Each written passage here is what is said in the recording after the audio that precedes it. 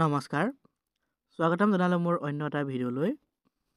আমাৰ যি টেট কাম ৰিক্ৰুইটমেণ্ট টেষ্ট হৈ গ'ল আৰু কেইটামান সপ্তাহৰ পিছত ইয়াৰ ৰিজাল্টটো ঘোষণা কৰিব।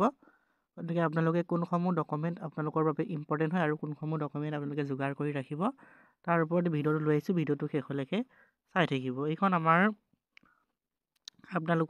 আমাৰ হৈছে এডভাৰটাইজমেণ্টখনত আপোনালোকৰ ডকুমেণ্টৰ বিষয়ে উল্লেখ আছিলে, কোনবিলাক ডকুমেণ্ট আপোনালোকক লাগিব। তাৰ ওপৰতে ভিত্তি কৰি আপোনালোকক মই ক'ম কোনবিলাক ডকুমেণ্ট ইম্পৰ্টেণ্ট হয়। গতিকে ভিডিঅ'টো শেষলৈকে চাই থাকক। মাৰ্কশ্বিট নাম্বাৰ 1ত আপোনালোকৰ মাৰ্কশ্বিটসমূহ লাগিব। মাৰ্কশ্বিটসমূহ কোন মাৰ্কশ্বিট লাগিব, কিহৰ আপোনালোকৰ SSLC, আপোনালোকৰ HS, BA, আপোনালোকৰ BA, BSc, BCom যিহৰে হয় আপোনালোকৰ ডিগ্ৰীৰ আপোনালোকৰ মাৰ্কশ্বিটসমূহ লাগিব। লগতে আপোনালোকৰ পাছ চাৰ্টিফিকেটসমূহ লাগিব। পাছ চাৰ্টিফিকেটসমূহ ঠিক আপোনালোকৰ SSLC, HS, BA, BSc, BCom আপোনালোকৰ যোনটো ডিগ্ৰী আছে সেইটোৰে আপোনালোকৰ পাছ চাৰ্টিফিকেট লগতে মাৰ্কশ্বিটসমূহ লাগিব। এইখিনি কিন্তু আপোনালোকৰ মেণ্ডেটৰী, এইখিনি আপোনালোকক লাগিবই।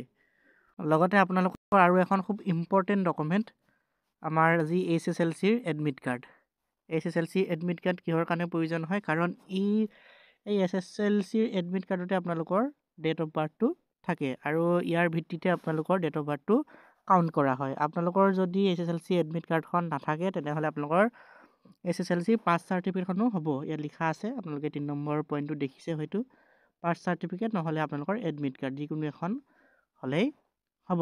আমাৰ পাছ চাৰ্টিফিকেটতো কি হয়, আমাৰ ডেট অফ বাৰ্থটো থাকে। সেইকাৰণে আপোনালোকক পাছ চাৰ্টিফিকেট বা SSLC এডমিট কাৰ্ডখন যিকোনো এখন হ'লে হ'ব।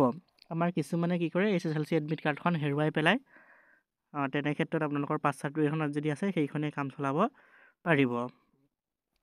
লগতে আপোনালোকৰ যি প্ৰফেশ্যনেল কোৱালিফিকেশ্যন BEd ডিগ্ৰী সেইখনৰ আপোনালোকৰ মাৰ্কশ্বিট আৰু চাৰ্টিফিকেট প্ৰয়োজন হ'ব আৰু সেইখন ইম্পৰ্টেণ্ট। আপোনালোকৰ জানেই, সেইখন নহ'লে আপোনালোকৰ প্ৰাৰ্থিত্ব বাতিল কৰা হ'ব। BEd বা BE আপোনালোকৰ যি প্ৰফেশ্যনেল কোৱালিফিকেশ্যন আছে সেইখন, আৰু লগতে আপোনালোকৰ কাষ্টৰ চাৰ্টিফিকেট সেইখনো জানেই। আপোনালোকৰ যদি কাষ্টৰ চাৰ্টিফিকেট নাথাকে তেনেহ'লে যদি আপোনালোক SC কাষ্টৰো হয় তেনেহ'লে আপোনালোকক জেনেৰেলত ধৰি দিয়া হয়। আৰু আজিকালি এটা পইণ্ট আমি দেখিছোঁ, আমাৰ যি আছাম পুলিচৰ ক্ষেত্ৰত দেখিছোঁ, আমাৰ যিখন অফলাইন মাধ্যমত কাষ্টৰ চাৰ্টিফিকেট আপোনালোকৰ আছে সেইখন কিন্তু একচেপ্ট কৰিব নিবিচাৰে। আপোনালোকে পাৰিলে এই কাষ্টৰ চাৰ্টিফিকেটখন অনলাইনত আবেদন কৰি লওক। এইখন কিন্তু একচেপ্ট কৰিব তেওঁলোকে নিবিচাৰে, যোনখন আমাৰ অফলাইনৰ কাষ্টৰ চাৰ্টিফিকেট আছিলে সেইখন। আপোনালোক যদি ফিজিকেলি হেণ্ডিকেপ হয় তেনেহ'লে আপোনালোকৰ ফিজিকেলি হেণ্ডিকেপৰ চাৰ্টিফিকেটখন লাগিব। লগতে আপোনালোক যদি NCC চাৰ্টিফিকেট আছে, NCC চাৰ্টিফিকেটখন আপোনালোকক লাগিব। আপোনালোকে NCC চাৰ্টিফিকেটৰ পৰা আপোনালোকে নম্বৰ পাব, কিমান নম্বৰ পাব আগৰ ভিডিঅ'ত কৈছোঁ কোনখন চাৰ্টিফিকেটৰ পৰা কিমান নম্বৰ পাব। আৰু আপোনালোকে নেশ্যনেল লেভেলত যদি অসমত প্ৰতিনিধিত্ব কৰিছে তেনেহ'লে আপোনালোকে তাৰ বাবেও পাব, 3 নম্বৰ এটা পাব। আৰু আমাৰ যোনসকল এক্স ছাৰ্ভিচমেন হয় তেওঁলোকৰ বাবে NOCৰ প্ৰয়োজন হ'ব। NOC আপোনাৰ নো অবজেকশ্যন চাৰ্টিফিকেট যোনখন, সেইখন আপোনালোকৰ প্ৰয়োজন হ'ব। গতিকে সেইখন উলিয়াই ল'ব। সেইটো আপোনালোকে হয়তো জানেই, আমাৰ বহুতো হয়তো কৰ্মৰত শিক্ষক আছে আমাৰ LP UP শিক্ষকৰ, তেওঁলোকে যোনসকল শিক্ষকে আবেদন কৰিছে তেওঁলোকে NOCখন সময়ত উলিয়াই ল'ব। লগতে আমাৰ ইম্পৰ্টেণ্ট আৰু এখন ডকুমেণ্ট আপোনালোকৰ যিকোনো এখন ID, আপোনালোকৰ পান কাৰ্ড হওক, বেংক পাছবুক হওক, লগতে আধাৰ কাৰ্ড, তেনেকুৱা এখন ID লাগিব। আপোনালোকৰ হয়তো সেইখন সকলোৰে যিকোনো এখন হ'লেও আছে, ড্ৰাইভিং লাইচেঞ্চো হ'লেও হয়। ৰিজাল্ট দিয়াৰ সম্ভাৱনা আছে আপোনালোকৰ মাৰ্চ মাহৰ মাজভাগত আপোনালোকৰ ৰিজাল্টটো পাই যাব। 20 তাৰিখৰ ভিতৰত হয়তো ৰিজাল্ট পাই যাব। আৰু ৰিজাল্ট ঘোষণা কৰাৰ লগে লগে আপোনালোকৰ ডকুমেণ্ট ভেৰিফিকেশ্যন আৰম্ভ হ'ব।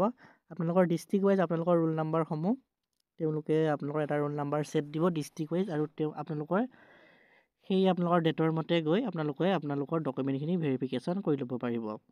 আপোনালোকৰ ৰিজাল্ট ঘোষণা কৰা হয়তো 3-4 দিন বা এসপ্তাহৰ ভিতৰত এইখিনি কাম আপোনালোকক কৰিব দিব। ডকুমেণ্ট ভেৰিফিকেশ্যনৰ কামখিনি আপোনালোকে কৰি ল'ব। আপোনালোকৰ ৰোল নাম্বাৰখিনিও পাব্লিছ কৰা হ'ব যে আমুকখন ডিষ্ট্ৰিক্টত আপোনালোকৰ ৰোল নাম্বাৰটো আছে, আৰু সেই হিচাপত আপোনালোকে আপোনালোকৰ ডকুমেণ্টখন ভেৰিফিকেশ্যন কৰি ল'ব।